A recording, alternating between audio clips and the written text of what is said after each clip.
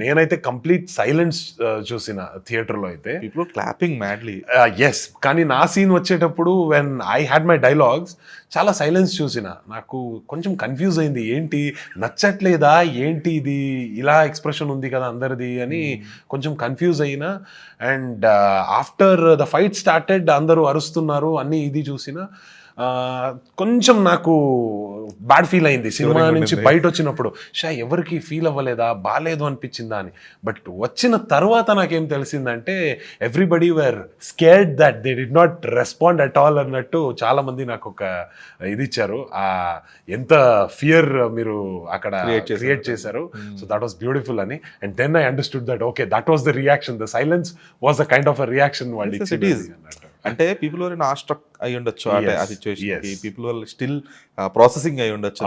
ఎందుకంటే ఇవన్నీ చకచకా జరుగుతూ ఉంటాయి కదా. So even know one thinks that, అంటే ఎక్స్పెక్ట్ చేయరు అల్లు అర్జున్ విల్ ఎత్తుతారు అని చెప్పేసి, అది త్రిశూలంతో అది ఎక్స్పెక్ట్ చేయరు.